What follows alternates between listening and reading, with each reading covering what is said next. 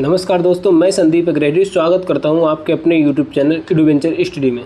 दोस्तों, जैसा कि आप लोग जानते हैं कि हम लोग आरआरबी ग्रुप डी के प्रीवियस ईयर में आए हुए क्वेश्चन को सॉल्व कर रहे हैं।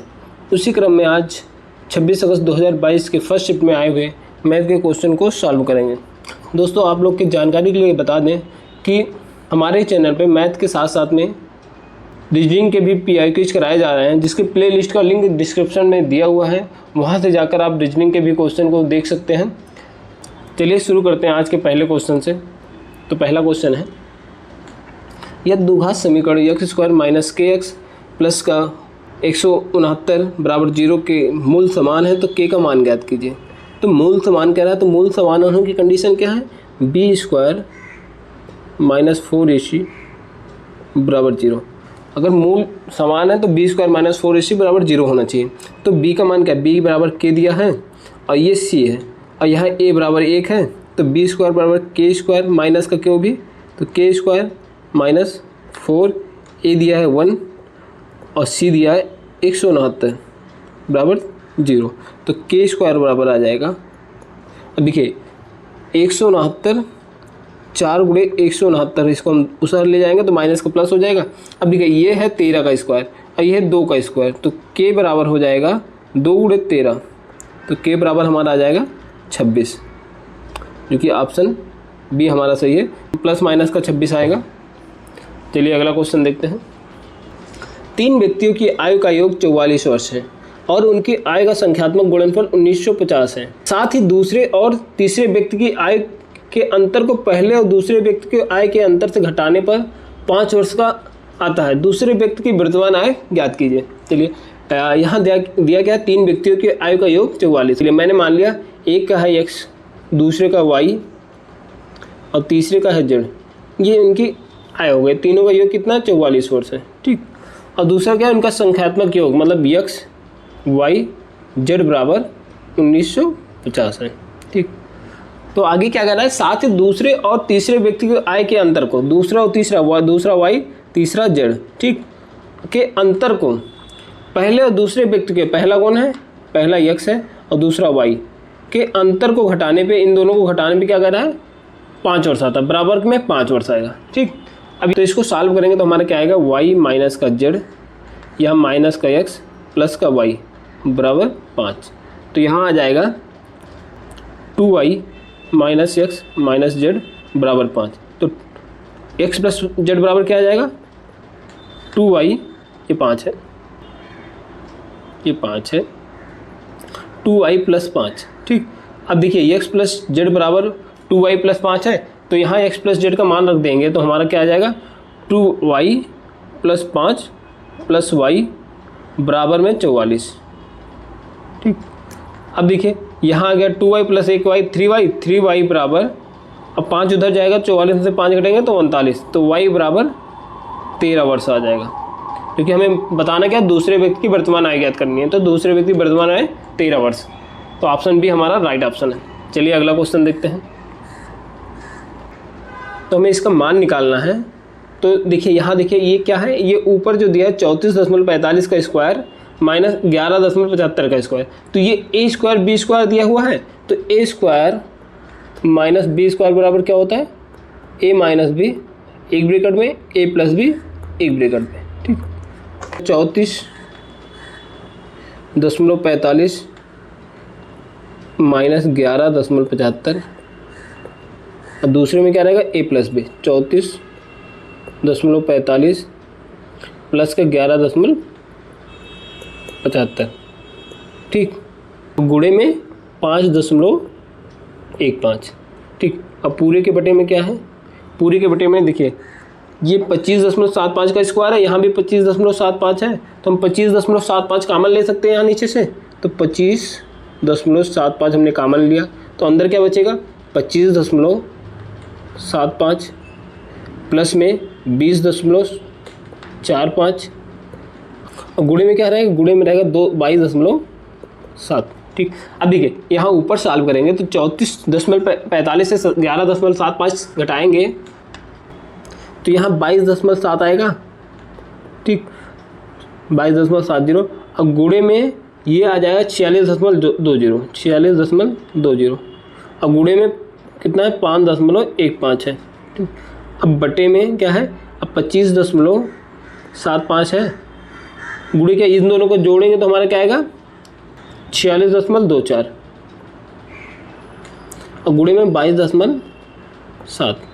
ठीक, अब देखिए 22.7 से 22.70 कट गया और 46.20 से 46.20 बचेगा क्या 5.15 बटे में 25.75। तो ये देखिए 5 बार में जाएगा 25, तो 1 बटे यहाँ 5 आ जाएगा। तो हमारा आंसर क्या आ गया 1/5, जो कि ऑप्शन सी हमारा राइट ऑप्शन है। चलिए अगला क्वेश्चन देखते हैं। तो अगला क्वेश्चन क्या है, त्रिभुज ABC के तीनों कोणों का इसी क्रम में अनुपात 3:4:5 है। यदि भुजा AB को यक्ष तक बढ़ाया जाता है तो बाह्य कोण CBX का माप ज्ञात कीजिए। तो पहले त्रिभुज बना लेते हैं। क्या त्रिभुज क्या है, ABC। फिर क्या कह रहा है, AB को यक्ष तक बढ़ाया जाता है। हम AB को बढ़ा लेते हैं, AB को यक्ष तक हमने बढ़ा लिया। ठीक, अब हमें निकालना क्या, कोण CBX, ये वाला कोण हमें निकालना है। तो अब दिया क्या, त्रिभुज के तीनों कोणों का अनुपात दिया 3:4:5। तो इनको जोड़ लेंगे 4 3 7 5 12, ये 12। और त्रिभुज के तीनों अंतःकोणों का योग कितना होता है 180, 12 बराबर 180 अंश। ठीक, तो 1 बराबर क्या हो जाएगा 15, 1 बराबर 15 आ गया। ठीक, तो अब देखिए सबसे पहले ये देखिए, ये कोण, ये वाला कोण B है और इसका रेशियो क्या है, कोण B का रेशियो 4 है। तो 1 बराबर 15, तो 4 बराबर क्या हो जाएगा 4 बराबर 60 आ जाएगा। अब यहाँ ध्यान दीजिए, ये वाला जो है ये रेखा है, तो एक रेखा का कोण कितना होता है 180 अंश होता है। तो इस पूरे का मान कितना होगा 180 अंश होगा। और ये कितना है, ये 60 है। तो 180 माइनस 60 बराबर कोण CBX हो जाएगा, CBX। तो हमारा कोण CBX कितना आ गया 120 अंश हो जाएगा। ठीक, ऑप्शन सी हमारा राइट ऑप्शन है। चलिए अगला क्वेश्चन देखते हैं। रिया के पास पेन और पेंसिलों की कुल संख्या 60 है। उसके पास 25 और अधिक पेन तथा 5 कम पेंसिलें होती तो पेनों की संख्या पेंसिलों की संख्या की 3 गुनी होती। उसके पास मूलतः मौजूद पेनों और पेंसिलों की संख्या ज्ञात कीजिए। ठीक, तो पेन और पेंसिल की संख्या ज्ञात करना है। तो हम मान लिए पेन है x और पेंसिल है y और दोनों का योग कितना दिया है, दोनों का योग दिया है 60। पेन और पेंसिल 60 दिए। यदि उसके पास 25 और अधिक पेन, तो पेन क्या हमने x, तो मतलब 25 और अधिक पेन होता तो x + 25 होता उसके पास। तो कंडीशन क्या करा है, तथा 5 कम पेंसिलें होती। तो और 5 का मतलब y में 5 कम। ठीक, तो पेन की संख्या पेंसिलों की संख्या की 3 गुनी है। तो अगर ये कंडीशन होती तो x + 25 बराबर हो जाता 3 × y - 5। ठीक, तो हम इस समीकरण को सॉल्व करेंगे और x y का मान निकाल लेंगे। तो देखिए x + 25 बराबर में 3y - 15। तो x - 3y बराबर में -40। ठीक, अब यहाँ से इस समीकरण से और इस समीकरण से हम x y का मान ज्ञात करेंगे। तो x + y बराबर दिया है 60 और x - 3y बराबर दिया है -40। अब इसको हम घटा देंगे दोनों समीकरण को, तो यहाँ प्लस हो जाएगा, यहाँ भी प्लस, ये इससे कट जाएगा। तो 4y बराबर हो जाएगा 100, y बराबर 25 आ जाएगा। अब y बराबर 25 है तो x बराबर कितना आ जाएगा, x + y बराबर 60 है ना। तो y बराबर 25 रखेंगे तो x बराबर हो जाएगा 60 - 25 बराबर आ जाएगा 35। ठीक, तो हमारा x आ गया 35, मतलब पेन की संख्या 35 और पेंसिलों की संख्या 25। अब इस हिसाब से देखेंगे तो हमारा इसमें कोई सा ऑप्शन दे नहीं रहा है, क्योंकि यहाँ 2 ऑप्शन आने चाहिए लेकिन एक चीज़ देखेंगे तो पेन और पेंसिल का अंतर अगर पूछता तो पेन कितना 35 है और पेंसिल कितना 25 है, तो दोनों का अंतर कितना आता 10 आता। तो यही हमें आंसर देना है एक्चुअल में यहाँ, क्योंकि ऑप्शन ए हमें राइट ऑप्शन है। चलिए अगला क्वेश्चन देखते हैं। तो अगला क्वेश्चन क्या कर रहा है, ये अनुभाविक संबंध का उपयोग करते हुए उन आंकड़ों की माध्यिका ज्ञात कीजिए जिनका माध्य 46 और बहुलक 45 है। उत्तर को दशमलव स्थान तक पूर्णांकित कीजिए। तो माध्य, माध्यिका और बहुलक के बीच में रिलेशन क्या होता है, 2 × माध्य प्लस बहुलक बराबर 3 × माध्यिका। तो ये हमारा फार्मूला होता है। इस फार्मूले पे हम माध्य और बहुलक का मान रखेंगे और माध्यिका का मान निकाल लेंगे। तो माध्य कितना दिया 46, 2 × 46 प्लस जेड कितना है, बहुलक है 45 बराबर 3 इंटू माध्यिका। ठीक, अब आ गया 46 दूना 92 प्लस 45 बराबर 3m। तो m बराबर क्या आ जाएगा, 92 प्लस 45 7 9 4 13 बटे में 3। तो इसको हम कट करेंगे तो क्या आएगा, 3 से काटेंगे, 3 चौका 12, यहाँ से लाए 1, 3 पचे 15 और 3 छक 18, तो 45.67। तो हमारा 45.7 जो कि ऑप्शन डी हमारा राइट ऑप्शन है। चलिए अगला क्वेश्चन देखते हैं। तो यहाँ इस समीकरण का मान निकालना है। तो यहाँ 9 की पावर 4 गुणे 10 की पावर 3 गुणे 4 की पावर -4 गुणे 16 की पावर 1/2। ठीक, बटे में क्या है 5 की पावर 6 गुणे 3 की पावर 6। अब यहाँ चीज़ देखिए, ये देखिए अगर a की पावर -n है तो हम इसको 1/a की पावर n लिख सकते हैं। वैसे हम इसको नीचे ले जाएंगे तो 9 की पावर 4 ऊपर है गुणे 10 की पावर 3 गुणे, अब देखिए अंडर रूट 16, ये 16 की पावर 1/2 है तो अंडर रूट 16, 16 का क्या हो जाएगा 4, 5 की पावर 6 गुणे 3 की पावर 6 और 4 की पावर नीचे आएगा तो 4 की पावर 4। अब हम इसको कट करेंगे, देखिए 3 की पावर 6 है, हम इसको 9 की पावर 3 लिख सकते हैं। ठीक, अब 9 की पावर 3 से कटेगा तो यहाँ बचेगा 1 9 सिंगल 9, और ये क्या है 4 से कटेगा तो 4 से यहाँ 4 की पावर 3 बचेगा। ठीक, तो बचा क्या 9 गुणे 10 की पावर 3 है तो इसको हम क्या लिख सकते हैं, 10 को 5 गुणे 2 लिख सकते हैं, तो इसको 5 की पावर 3 गुणे 2 की पावर 3 लिख सकते हैं। बटे में क्या है, बटे में 5 की पावर 6 गुणे में 4 की पावर 3। अब देखिए ये 5 की पावर 3 है और ये 5 की पावर 6, बचेगा कितना 5 की पावर 3। अब जैसे ये 2 की पावर 3 है, ये 8 हो सकता है, और ये 4, ये तो 4 चौक 16 चौका 64, तो ये 8 से कटेगा तो 8 बार कटेगा। ठीक, तो अब क्या आएगा 9, ऊपर 9 ही बचा है और नीचे 5 की पावर 3 गुणे में 8 बराबर 9, तो 5 की पावर 3 को 125 गुणे 8 बराबर 9/1000। ये हमारा आंसर हो जाएगा, जो कि ऑप्शन ए हमारा राइट ऑप्शन है। चलिए अगला क्वेश्चन देखते हैं। यदि 2 के स्थान और 4 के स्थान परस्पर बदल दिए जाए और 5 के स्थान और 3 के स्थान परस्पर बदल दिए जाएं तो व्यंजक का मान कितना होगा। तो सबसे पहले चेंज कर लेते हैं, क्या 4 को 2 से बदल लेते हैं। 47 है तो ये 2 बदलेगा, 7 2 आ जाएगा, यहाँ 27 हो जाएगा, प्लस 5 को 3 से तो यहाँ 56 का 36 हो जाएगा, भाग्य में 6 और माइनस का 2 के स्थान पे 4 हो जाएगा और 3 के स्थान पे 5 हो जाएगा। ठीक, अब देखिए ये 6 से कटेगा तो ये आएगा 6 यहाँ पे और 27 प्लस का 6 माइनस का 5 चौक 20। ठीक, तो अब 27 में से 20 गया 7, 7 में 6 जोड़ा 13, हमारा 13 आंसर आ जाएगा, क्योंकि ऑप्शन डी हमारा राइट ऑप्शन है। चलिए अगला क्वेश्चन देखते हैं। ये 0.372 की पावर 12 बराबर x/y है, जहाँ x और y सहभाज्य है, तो x प्लस y का मान ज्ञात कीजिए। ठीक, तो सहभाज्य कंडीशन क्या होती है, HCF 1 होना चाहिए, ये हमारी सहभाज्य की कंडीशन होती है, HCF 1 आएगा। चलिए पहले यहाँ से इसको भिन्न में तोड़ लेते हैं। तो जो बार वाला होता है हम इसको भिन्न में कैसे तोड़ते हैं, 0.37 की पावर 12 है तो इसको तोड़ने के लिए क्या करते हैं, जितने के ऊपर बार है उतना नीचे 9 लगा देते हैं और जिस पे नहीं है उतना 0, और ऊपर वाला लिख के जिस पे बार नहीं है उसको उसमें से घटा देते हैं। ठीक, अब ये आएगा 372 में से 3 गया 369 बटे में 990। ठीक, अब इसको हम 3 से काटेंगे तो ये 3 से कटेगा, यहाँ 3 से कटेगा, 3 1 3, 3 2 नीचे 3 3 का 9, ये 33 या 99। ठीक, अब यहाँ देखें तो ये किससे कटेगा, ये फिर से 3 से कटेगा, 3 चौक 12, 3 1 3, ये 11 110 आ जाएगा। तो ये बचेगा क्या 41/110, अब बराबर क्या दिया, x/y दिया है। ठीक, तो हमने x बराबर मान लिया 41 और y बराबर मान लिया 110। ठीक, तो x प्लस y कितना हो जाएगा, 41 प्लस 110 बराबर 151, क्योंकि ऑप्शन बी हमारा राइट ऑप्शन हो जाएगा। चलिए अगला क्वेश्चन देखते हैं।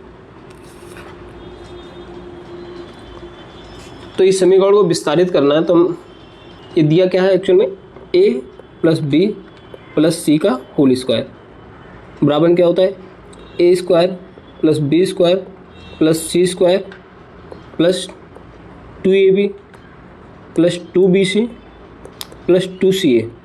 इस फार्मूले में हम इस समीकरण को खोलेंगे तो क्या आएगा, 1/2 एक्स की पावर स्क्वायर, 1/2 को एक्स का स्क्वायर प्लस 3 या वाई का स्क्वायर,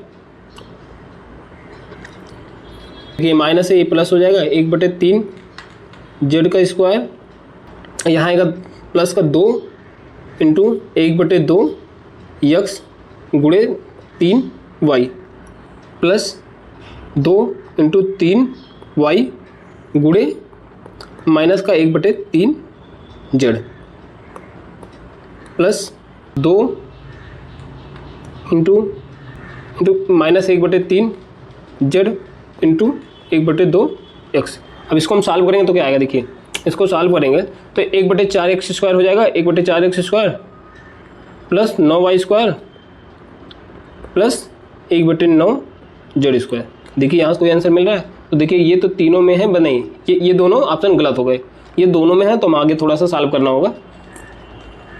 यहाँ से 2 से 2 कटेगा, यहाँ 3xy आएगा, इसको सॉल्व, यहाँ से 3 से 3 कटेगा तो यह माइनस का 2yz हो जाएगा, यहाँ भी यहाँ से कुछ, यहाँ 2 से 2 कटेगा तो यहाँ माइनस का zx/3 आएगा बराबर 0।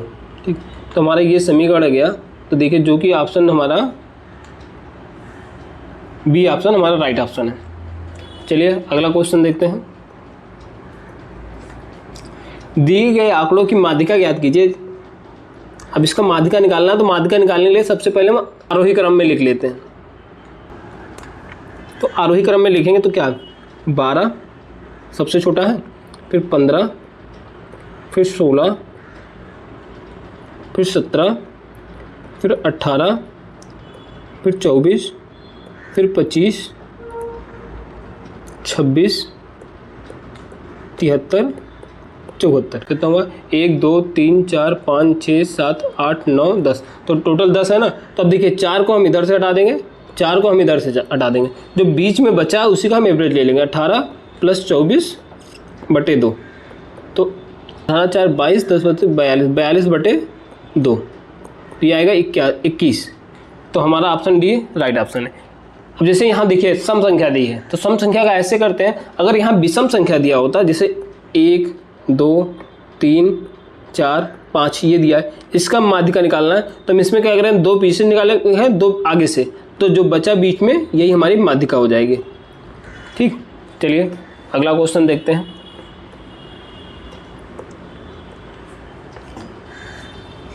नम्रता अकेले किसी कार का 33.5% भाग 16 दिन में पूरा करती है और शेष कार बॉबी द्वारा अकेले पूरा किया जाता है। संपूर्ण कार 28 दिन में पूर्ण होता है।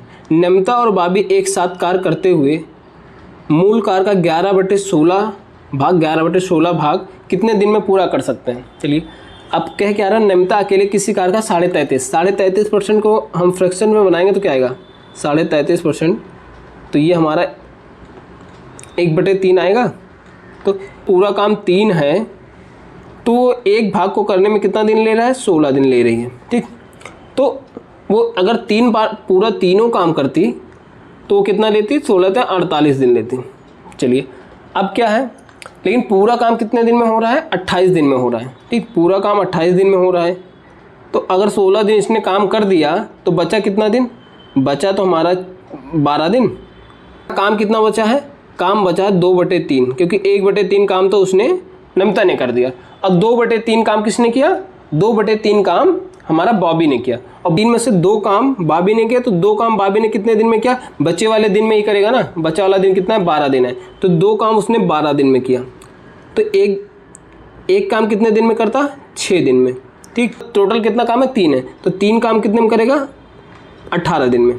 ठीक, तो देखिए सेम काम को ये 48 दिन में करती है और ये 18 दिन में करती है। ठीक, नम्रता 48 दिन और बॉबी कितना आ गया, बॉबी 18 दिन, इन दोनों की उस काम को करने की क्षमता आ गई। अब इसका एलसीएम हम ले लेंगे तो ये आ जाएगा 144। नम्रता की कार्य क्षमता आ जाएगी यहाँ से 3 और बॉबी की कार्य क्षमता आ जाएगी यहाँ से 8। ठीक, अब देखिए, अब क्वेश्चन क्या कह रहा है, क्वेश्चन को देखिए, क्वेश्चन कह रहा है कि टोटल काम का 11/16, तो टोटल काम कितना है 144, टोटल काम 144 का 11/16 कितना हो जाएगा, 16 नहीं है बराबर ये 99 आएगा, मतलब उसको टोटल काम का 11/16 99, तो 99 काम को करने में दोनों मिलके अगर करते हैं तो कितना समय लगेगा, दोनों मिलके काम को करते हैं कितना करते हैं, एक दिन में 11 काम करेंगे, क्योंकि जमता एक दिन में 3 काम करती है और भाभी एक दिन में 8 काम करता है, तो दोनों मिलके एक दिन में 11 काम करेंगे, तो 99 काम कितने दिन में करेंगे, 99/11 बराबर 9 दिन, तो हमारा आंसर क्या आ जाएगा 9 दिन, क्योंकि ऑप्शन बी हमारा राइट ऑप्शन है। चलिए अगला क्वेश्चन देखते हैं। ए, बी और सी किसी कार्य को क्रमशः 18 दिन, 24 दिन और 60 दिन में पूरा कर सकते हैं। यदि ए प्रतिदिन कार्य करता है, बी और सी एक एक दिन छोड़कर उसकी सहायता करते हैं, जिसमें पहले दिन बी ए की सहायता करता है, तो बताएं कि कार्य कितने दिन में पूर्ण हो जाएगा। तो देखिए ए, बी और सी इनकी काम को करने का कितना दिन है, ये 18 है, ये 24 है और ये 60 है। इन तीनों का एलसीएम ले लेंगे तो हमारा एलसीएम क्या आ जाएगा, हमारा एलसीएम 360 हो जाएगा। ठीक, अब देखिए ए की कार्य क्षमता कितनी आ जाएगी, ए की कार्य क्षमता हो जाएगी 20, क्योंकि 360/18 और 360/24 करेंगे तो इसकी बी की कार्य क्षमता 15 और सी की कार्य क्षमता कितनी आ जाएगी, 6 आ जाएगी। चलिए अब ये इन तीनों की कार्य क्षमता आ गई। ठीक, लेकिन अब क्वेश्चन क्या कह रहा है कि पहले दिन जो है ए की सहायता कौन करेगा, बी करेगा, तो और दूसरे दिन ए की सहायता सी करेगा, तो एक दिन में कितना काम ए प्लस बी करेंगे, ए और बी मिलके कितना काम करेंगे, ए करता है 20 और बी करता है 15, तो दोनों मिलके 20 + 15 बराबर में 35 काम करेंगे। ठीक, एक दिन में। अब ए और सी कितना काम करेंगे, ए करता है 20 और सी करता है 6, तो दोनों मिलके 26 काम करेंगे, तो एक दिन ए प्लस बी और एक दिन ए प्लस सी, तो 2 दिन का काम कितना आ गया, 2 दिन का हमारा काम हो गया 61 काम हो गया, 2 दिन में 61 काम हो रहा है, और टोटल काम कितना करना है, टोटल काम हम 360 करना है ना। अब 2 दिन में 61 काम आया, टोटल काम कितना है, टोटल काम है 360, तो इसी क्रम में हम चलेंगे। ऐसा करते हैं कि इसमें ऐसे संख्या से गुणा करें जो इसके नियरेस्ट पहुंच जाए, तो हम 5 से इसमें गुणा करते हैं, तो 5 से गुणा करेंगे तो ये 10 दिन हो जाएगा, और ये कितना हो जाएगा, 5 के 5, 5 6 30, 305 हो जाएगा, तो 10 दिन में 305 काम। अगले दिन कौन आएगा, अगले दिन ए प्लस बी आएंगे, अगले दिन ए प्लस बी आएंगे, तो ए प्लस बी एक दिन में कितना करते हैं, 35 काम करते हैं, तो 11 दिन का काम कितना हो गया, 340। ठीक, अब बचा कितना काम, बचा गया, क्योंकि टोटल काम 360 है और 340 हो चुका है, बच गया कितना, 20 काम। अब 20 काम, अब जो है ए और सी आएगा, ए और सी एक दिन में कितना काम करते हैं, 26, तो 20 काम कितने करेंगे, 20/26 बराबर आ जाएगा 10/13। ठीक, तो पहले कितना था, 11 था, पहले काम दिन कितना था 11, अब कितना हो गया 10 + 13, तो हो जाएगा ये 10 11 सही 10/13 दिन, क्योंकि ऑप्शन ए हमारा राइट ऑप्शन है। चलिए अगला क्वेश्चन देखते हैं। यह समीकरण 3x² + px + 2 = 0 का एक मूल -2 है और 7x² + px + k = 0 के मूल समान है, तो k का मान ज्ञात कीजिए। चलिए अब देखिए, यहाँ अगर ये इसका मूल है तो ये इस समीकरण को संतुष्ट करेगा, तो हम -2 को रख देते हैं x के स्थान पे, तो आएगा 3 × -2 का स्क्वायर प्लस p × 2 प्लस का 2 बराबर 0। यहाँ p का मान निकालेंगे तो ये 2 दूनी 4 3 12 प्लस 2p + 2 बराबर 0। ठीक, अब यहाँ से 12 2 14, 2p बराबर 14 आ गया, तो p बराबर कितना आ जाएगा, p बराबर 7। अब p का मान हम इस समीकरण में रख देंगे, तो हमारा क्या आएगा 7x² + 7x + k बराबर 0। अब क्या कह रहा है, मूल समान है, तो मूल समान होने की कंडीशन क्या होती है, b² - 4ac बराबर 0। तो b² क्या है, b² मतलब 7, ये a है, ये b है और ये c है, तो b² मतलब 7 का स्क्वायर -4, a कितना, a भी 7 है और k c है, k बराबर 0। तो अब देखिए ये उस साइड ले जाएंगे तो प्लस हो जाएगा, तो 4 गुणे 7 गुणे के बराबर 7 गुणे 7, 7 से 7 कट जाएगा तो के बराबर आएगा 7/4, जो कि ऑप्शन बी हमारा राइट ऑप्शन है। चलिए अगला क्वेश्चन देखते हैं। अगला क्वेश्चन क्या कह रहा है, रवि अपनी आय का 20% पेट्रोल पर, शेष आय का 1/3 भाग घरेलू खर्च पर व्यय करता है, ठीक, और उसके बाद बची शेष राशि उसकी बचत है। यदि वह पेट्रोल पर 7500 खर्च करता है तो उसका घरेलू खर्च याद कीजिए। तो पेट्रोल पर 7500 खर्च करता है ना, और परसेंटेज में कितना दिया है 20%, तो 20% बराबर 7500 दिया है, ठीक। तो 100% कितना हो जाएगा, 100% हो जाएगा इसमें 75 गुणे 5, ठीक। यह इसका टोटल आय हो गई, 100% टोटल आय, ये इसकी टोटल आय आ जाएगी। तो ये आएगा कितना 55, 5 7 35, तो 37,500, ठीक। लेकिन यहाँ कह क्या रहा है, शेष आय का 1/3 भाग घरेलू खर्च पर व्यय करता है। तो शेष आय कितना हुआ, शेष आय देखिए ये इसका टोटल आय है, ये 100% टोटल आय है और 20% उसका पेट्रोल पर व्यय है। तो बचेगा कितना, 80% बचेगा। तो 80% कितना हो जाएगा, 80% हो जाएगा 37,500 का 80% बराबर आएगा 1 0 आ जाएगा यहाँ, 8 पंचे 40 0, 8 7 56 4 60 0, 8 3 24 36, 30,000। मतलब अब उसका बचा कितना देखिए, 7,500 उसने व्यय कर दिया पेट्रोल पे और 37,500 उसका टोटल आय हो गई। अब बचा कितना, 80% बचा, मतलब 80% उसका 30,000 आ गया, ठीक। अब क्या कह रहा है, इस 30,000 का जो है 1/3 भाग घरेलू खर्च पे व्यय करता है। 1/3 निकाल देंगे 30,000 का, 30,000 का 1/3 हो जाएगा हमारा 10,000, ठीक। तो घरेलू खर्च कितना हो गया, घरेलू खर्च तो यही आ गया 10,000, जो कि ऑप्शन बी हमारा राइट ऑप्शन है। चलिए अगला क्वेश्चन देखते हैं। यहाँ क्वेश्चन कह दिया है, यदि a sin q बराबर b cos q और a sin cube q plus b cos cube q बराबर sin q cos q, जहाँ q जो है 0 से बड़ा है और 90 से छोटा है, तो a² प्लस b² का मान ज्ञात कीजिए। तो हमें निकालना क्या है, a² प्लस b² निकालना है। तो चलिए इस समीकरण को हम लेकर चलते हैं। तो देखिए इस समीकरण को हम ऐसे तोड़ सकते हैं, a यहाँ साइन क्यूब अलग कर सकते हैं, तो यहाँ बचेगा क्या, साइन स्क्वायर क्यू बचेगा, अब plus b cos cube Q बराबर sine Q into cos Q, ठीक। अब देखिए a साइन क्यू के यहाँ क्या लिख सकते हैं, b कास क्यू लिख सकते हैं, तो यहाँ लिख दीजिए a साइन क्यू के यहाँ b कास क्यू, ठीक, इंटू साइन स्क्वायर क्यू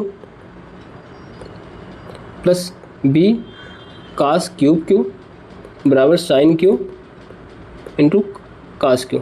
अब यहाँ से देखिए b कास क्यू कॉमन ले सकते हैं, b कास क्यू कॉमन लिया हमने, तो यहाँ बचेगा क्या, sine square Q plus cos square Q बराबर में sine Q into cos Q. अब देखिए ये कास क्यू, ये कास क्यू से कट जाएगा, और देखिए साइन स्क्वायर है प्लस कास स्क्वायर है बराबर कितना होता है, ये 1 होता है। तो ये हमारा यहाँ क्या बचेगा, b इंटू 1 बराबर साइन क्यू। तो b बराबर क्या आ गया हमारा, b बराबर आ गया साइन क्यू, ठीक। तो अब b का मान हम इस वाले समीकरण में रख देंगे, b का मान जो है इसका हम इसमें रखेंगे, तो क्या आएगा, तो a साइन क्यू बराबर b बराबर क्या है, sine Q into cos Q. तो साइन से साइन कट जाएगा, तो a बराबर आ जाएगा कास क्यू, ठीक। अब a और b का मान निकल गया, तो हम a² प्लस b² निकालेंगे, तो a बराबर क्या है, कास क्यू, अब स्क्वायर हो जाएगा, ये स्क्वायर प्लस यहाँ हो जाएगा साइन स्क्वायर क्यू। अब यहाँ भी देखिए sine square plus cos square theta आ गया, तो इसका भी मान होता है 1, तो a² प्लस b² बराबर आ जाएगा कितना, 1 आ जाएगा, क्योंकि ऑप्शन ए हमारा राइट ऑप्शन है। चलिए अगला क्वेश्चन देखते हैं। समान आधार त्रिज्या r और समान ऊंचाई h वाले 3 लंबवृत्तीय बेलनों के एक के ऊपर एक रखकर एक लंबवृत्तीय बेलन बनाया गया, जिसकी आधार त्रिज्या r है। इस नए लंबवृत्तीय बेलन का ठोस का संपूर्ण पृष्ठीय क्षेत्रफल ज्ञात कीजिए। तो 3 बेलन एक दूसरे के ऊपर रखे हैं, 1 2 3। अब देखिए तीनों की हाइट यहाँ ऊपर सेम बोला था, बट यहाँ अगर नए वाले लंबवृत्तीय बेलन का हाइट कितना हो जाएगा, ये 3h हो जाएगा, लेकिन r तो सेम है, तो आर तो दोनों में सेम रहेगा। तो लंबवृत्तीय बेलन का संपूर्ण पृष्ठीय क्षेत्रफल क्या होता है? 2 पाई आर ब्रैकेट में एच प्लस आर। ठीक, ये लंबवृत्तीय बेलन का संपूर्ण पृष्ठीय क्षेत्रफल होता है। तो यहाँ देखिए आर बराबर क्या है, तो आर बराबर तो आर ही दिया है, एच बराबर क्या है, एच बराबर 3h प्लस आर। इसको हम खोलेंगे तो 3 दूनी 6, 6 pi R H plus 2 pi R square. यही हमारा आंसर हो जाएगा, जो कि ऑप्शन ए हमारा राइट ऑप्शन है। चलिए अगला क्वेश्चन देखते हैं। तो अगला क्वेश्चन है, चतुर्भुज ABCD में AD बराबर 9, BC बराबर 8 और CD बराबर 17 है। तो AD लंब AB है, तो विकर्ण BD लंब BC है। चतुर्भुज ABCD का क्षेत्रफल ज्ञात कीजिए।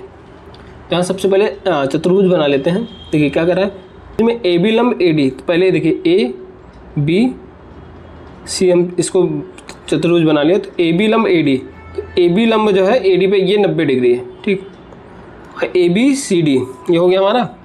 और दूसरा क्या कह रहा है कंडीशन, विकर्ण BD लंब है BC पे। विकर्ण जो BD है तो ये वाला लाइन लगभग कुछ ऐसा बनेगा। देखिए ये वाली जो लाइन है ये ऐसा ना बन के, क्योंकि हम जब विकर्ण बनाएंगे ये वाला BD जो है तो इस पर लंब करने के लिए हमें ये लाइन ऐसा बनाना पड़ेगा कुछ। ठीक, ये चतुर्भुज ऐसा बनेगा कुछ। चलिए अब ये भी 90 डिग्री है। ठीक, अब क्या कह रहा है, AD बराबर दिया है 9 सेंटीमीटर, अब BC बराबर दिया है 8 सेंटीमीटर और CD बराबर दिया है 17 सेंटीमीटर।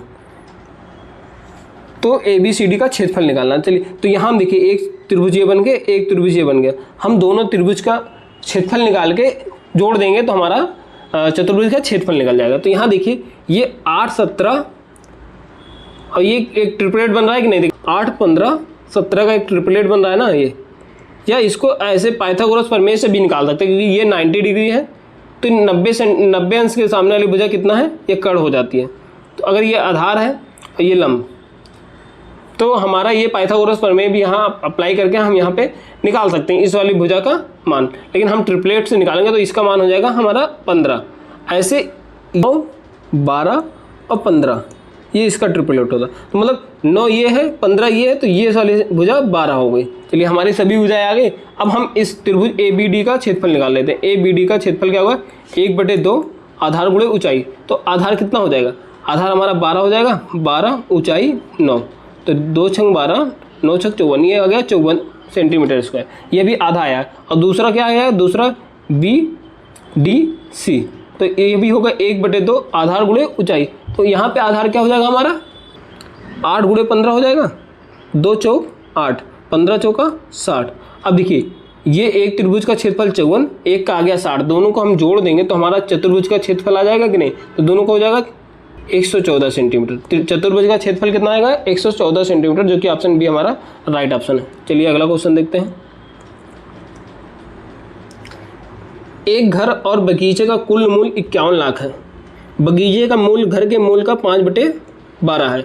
बगीचे का मूल्य ज्ञात कीजिए। ठीक है, मतलब घर और बगीचा मैंने मान लिया, घर x है और बगीचा y है, तो टोटल कितना 51 लाख है। अब बगीचे का मूल्य, बगीचे का जो मूल्य है घर के मूल्य का कितना है, 5/12। ठीक, ये कंडीशन भी दी है। y बराबर क्या जाए, 5x/12। तो y का मान यहाँ रख देंगे तो x + 5x / 12 = 51। इसको सॉल्व करेंगे तो 12x + 5x, 12 का उधर गुणा होगा तो 51 × 12, 12 × 5 = 17, 17x = 51 × 12। तो 17 से कट गया, 17 × 51, तो x = 36 आ गया। x 36 है तो y = 51 - 36 = 15। तो हमें निकालना क्या था, बगीचे का मूल्य। तो बगीचे का मूल्य कितना आ गया, 15 लाख, जो कि ऑप्शन बी हमारा राइट ऑप्शन है। या इसको एक तरीके से ऐसा भी कर सकते हैं, जैसे बगीचे का मूल्य जो है घर के मूल्य का 5/12 है, तो हमने घर का मूल्य क्या मान लिया, घर का मूल्य जो मैंने 12 मान लिया।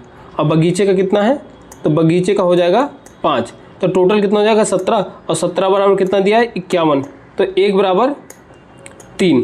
तो फिर 5 बराबर कितना हो जाएगा बगीचे का मूल्य, 5 = 5 × 3 गुणे 15, तो 15 लाख आ जाएगा। आप ऐसे भी कर सकते हैं। चलिए अगला क्वेश्चन देखते हैं।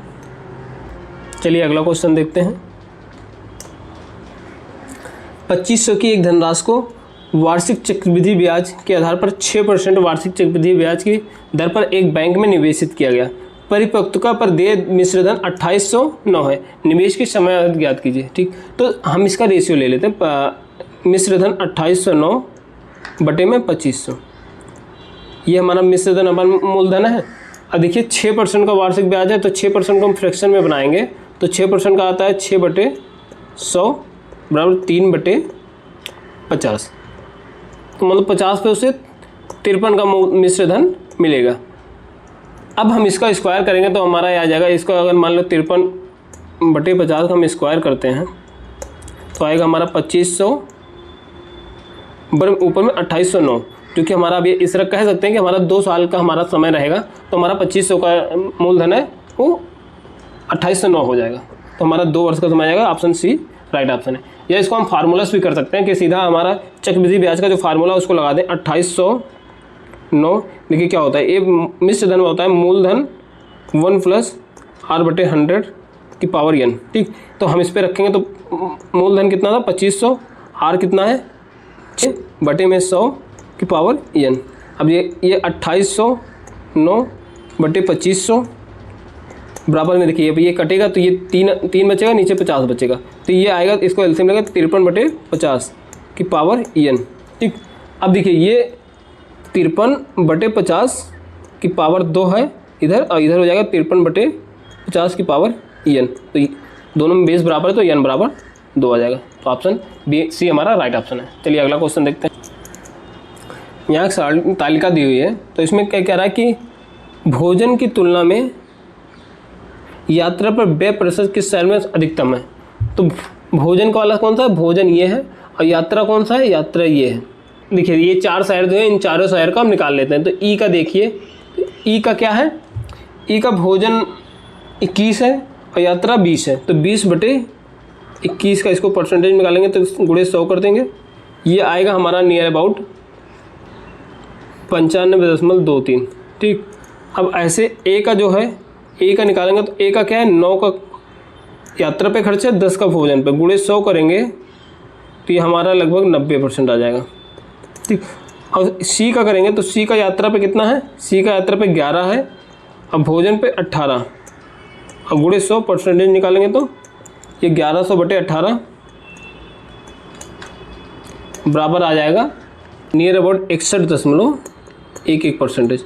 ऐसे डी का करेंगे तो डी का कितना है, डी का हमारा 5 है और कितने पे 13 पे, तो 5/13 गुणे 100, 500/13, तो ये आ जाएगा 38.64। तो हमारा सबसे ज़्यादा किस पे है, हमारा सबसे ज़्यादा ई पे ही तो खर्च हो रहा है, जो कि ऑप्शन ए हमारा राइट ऑप्शन है। चलिए अगला क्वेश्चन देखते हैं। यदि x बराबर 5 होने पर 7x + 5, 7x + 4, 5x + 5 और y का समानुपात में है तो y का मान ज्ञात कीजिए। तो हम पहले x का मान रखेंगे, तो यहाँ x बराबर 5 रखेंगे तो 7 × 5 = 35, 5 40 आ जाएगा, और ये कितना आएगा 7 × 5 = 35, 4 39 आ गया, और ये 5 × 25 = 5 30 आ गया, और ये y, तो ये क्या कह रहा है समानुपात में है, तो समानुपात का चिन्ह लगाएंगे, ये बीच में समानुपात, ये अनुपात। तो अब इसको निकालने के लिए क्या करते हैं, इसका अंदर का अंदर गुणा, बाहर का बाहर गुणा, ये आएगा 40 गुणे y बराबर 39 गुणे 30, तो y बराबर क्या आ जाएगा 39 गुणे 30 बटे में 40, 0 से 0 कट गया। ठीक, अब 3 × 9 = 27, 3 × 3 = 9, तो 11 117/4। अब इसको हम कट करेंगे तो हमारा आ जाएगा 29.25, जो कि ऑप्शन सी हमारा राइट ऑप्शन है। चलिए अगला क्वेश्चन देखते हैं। यह त्रिभुज XYZ समानुपात त्रिभुज ABC है, तो निम्नलिखित में से कौन सा अनिवार्य सही है। तो हम जानते हैं अगर त्रिभुज कोई भी समरूप है तो उसके सेम सीक्वेंस वाली भुजा ही उसके भुजा के बराबर होगी। अब जैसे XY जो भुजा है वो AB के बराबर होगी, वैसे YZ जो भुजा है वो BC के बराबर होगी, और XZ जो भुजा है वो AC के बराबर होगी। तो यहाँ देख लेते हैं YZ भुजा जो है वो किसके बराबर होगी, BC के। तो यहाँ क्या है, AB के बराबर दिया, ये गलत है। और XZ किसके बराबर होगा, XZ जो होगा AC के बराबर होगा, तो ये सही ऑप्शन है। और XZ नीचे देखिए, XZ जो है इसमें क्या है, BC के बराबर दिया है, तो ये भी गलत है। और नीचे वाला क्या है, XY जो है वो AB के बराबर होना चाहिए, लेकिन ये में AC दिया है जो गलत है, जो कि ऑप्शन बी हमारा राइट ऑप्शन है। हम समरूप त्रिभुज में हमेशा सीक्वेंस को फॉलो करेंगे कि जिस सीक्वेंस में पहला त्रिभुज दिया उसी सीक्वेंस में दूसरा त्रिभुज भी रहेगा। चलिए अगला क्वेश्चन देखते हैं। तो एक चार्ट दिया हुआ, इसमें पूछा क्या है, कंपनी ए द्वारा 2016 से 20 में बेची गई बाइकों की कुल संख्या दोनों कंपनी ए और बी द्वारा 2018 में बेची गई बाइकों की कुल संख्या के लगभग कितने % के बराबर है। ठीक, तो कंपनी ए द्वारा 2016 और 20 में कितना, 2000 ए जो है कंपनी, देखिए ए जो है ब्लू है, ए ब्लू है और बी रेड है, तो ए वाला ये है, तो 2016 में कितना है, 2016 में 2016 में जो है वो 13.8 है। और 2020 में कितना है, 2020 में जो है 2020 में 13.5। ठीक, तो ये दोनों को जोड़ेंगे तो कितना आ जाएगा, 27.3। और क्या कह रहा है कि 2018 कहाँ है, 2018 देखिए ये है, एक का है 14.2 और दूसरे का है 13, तो ये भी 27.2 आ जाएगा। तो लगभग दोनों नियर अबाउट बराबर ही हैं, तो इसलिए इसमें हो जाएगा ऑप्शन सी 100%। चलिए अगला क्वेश्चन देखते हैं। निम्न में से कौन सा विकल्प उस निकटतम मान को दर्शाता है जो निम्न समीकरण के प्रश्न चिन्ह के स्थान पे आएगा। चलिए इसको हम सॉल्व करेंगे। देखिए पहले यहाँ क्वेश्चन मार्क यहाँ x² लगा लेंगे, प्लस हमें निकटतम मान निकालना है, तो देखिए 53.9 है, इसको हम 54 लिख सकते हैं। ठीक, अब देखिए 206.01 है, इसको हम 206 लिख देते हैं। और भागे में 1.99 को, इसको 2 लिख देते हैं, तो 2 से भाग देंगे 206 में, हमारा 103 आएगा। ठीक, तो x² बराबर 103 माइनस का 54, और 54 घटाएंगे 103 में तो 49 आएगा, तो x बराबर हो जाएगा 7, जो कि ऑप्शन बी हमारा राइट ऑप्शन है। चलिए अगला क्वेश्चन देखते हैं। यदि a का 60% बराबर b का 1.2 बराबर c का 2/5 है, तो a अनुपात b अनुपात c ज्ञात कीजिए। लिख दीजिए a का 60%, 60 मतलब 60/100 बराबर b का 1.2 बराबर c का 2/5। इसको पहले सॉल्व करते हैं। तो ये देखिए, ये 0 से 0 कट जाएगा, यहाँ 2 से काटेंगे, यहाँ 3, यहाँ 5, तो 3a/5 बराबर, यहाँ देखिए दशमलव हटाएंगे, यहाँ 0 बढ़ जाएगा। ठीक, तो ये 5, ये 6, 2 से कटेगा ना, तो 6b/5 बराबर 2c/5। तो सब में 5 नीचे बराबर है, तो 5 को हटा देंगे तो हमारा आएगा 3a बराबर 6b बराबर 2c।